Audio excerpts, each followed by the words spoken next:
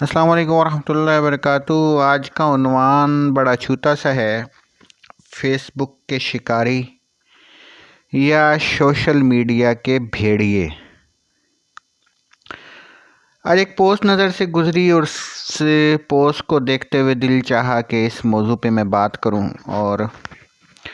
کچھ معاملات کی جانب لوگوں کی طرف نشاندہی کروں، انہیں آگاہی دوں کہ یہ معاملات ہوتے ہیں خاص طور پر خواتین کے ساتھ۔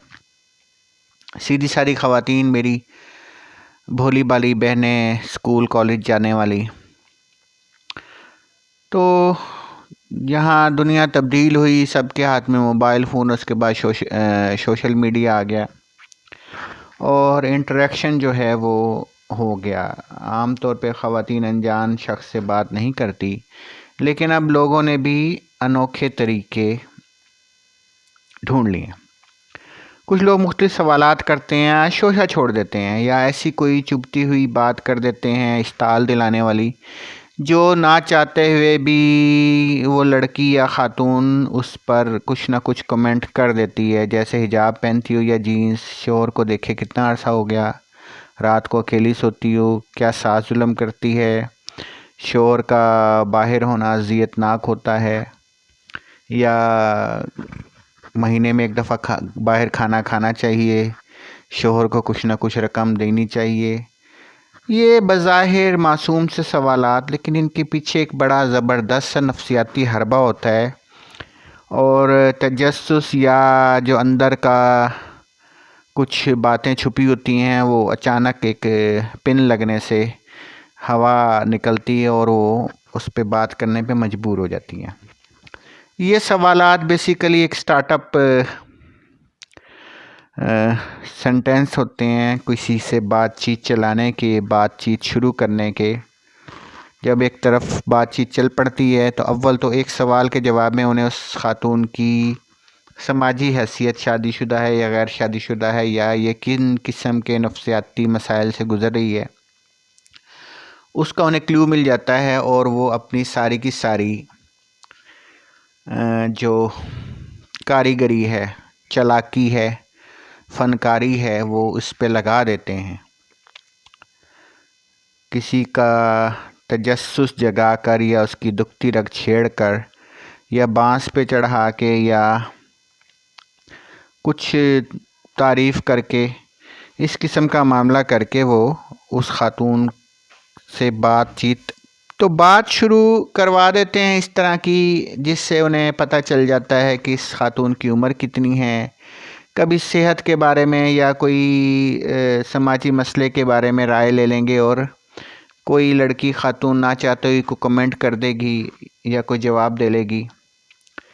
تو ان ساری باتوں سے اس خاتون کی حیثیت، اس خاتون کا معاملہ پتہ چل جاتے ہیں۔ پھر ایک بات ہوئی، دوسری بات ہوئی، اور انہیں بات سے بات نکالنے کا، ہمدردی جتانے کا، اور اس کے بعد ان باکس میں پہنچنے کا بہانہ مل جاتا ہے۔ جو ویک پوائنٹ ہوتا ہے ان کا، اس پہ وہ بات شروع کر دیتے ہیں۔ جس نے کچھ ظلم کیا ہوتا ہے یا جس کی وجہ سے انہیں کچھ پریشانی ہوتی ہے، اس کے خلاف بات کرنا شروع کر کے ہمدردی حاصل کر لیتے ہیں، پھر اعتماد، اور پھر تصویر، ملاقات، اور اس کے بعد بلیک میلنگ۔ تو محترمہ بہنوں میری جو قابل احترام ہیں، وہ محتاط رہیں کسی بھی اجنبی شخص کے کسی بھی سوال کا جواب، چاہے وہ کتنا ہی چبھتا ہوا، کتنا ہی تجسس سے بھرپور نہ ہو، آپ اس پہ کتنی عمدہ تقریر کیوں نہ کر سکتی ہوں، اس کا جواب نہ دیں۔ جیسے ہی آپ جواب دیں گی، کئی دفعہ خود اعتمادی یا یہ کہ میں ہینڈل کر سکتی ہوں، وہ کچھ ناپسندیدہ اور ناخوشگوار معاملے کی طرف لے جاتی ہے۔ بہنوں سے میری گزارش ہے کہ کسی بھی ناپسندیدہ صورتحال سے بچنے کے لیے کسی بھی اجنبی شخص کے کسی سوال کا جواب نہ دیں۔ اول تو سوشل میڈیا ہی کم استعمال کریں، اپنے آپ کو اپنے گھر تک اور دینی امور تک، عبادات تک، تسبیحات تک محدود کریں، یا ضروری حد تک اپنے قریبی رشتہ داروں سے تعلق میں رہیں، ورنہ نیٹ تو گویا نیٹ ہے، جال۔ کون کہاں بیٹھا ہے، کس نیت سے بیٹھا ہے، کس جذبے سے بیٹھا ہے، ہمیں نہیں معلوم۔ اپنے آپ کو، اپنی عزت کو، اپنے معاملات کو حفاظت میں رکھیں۔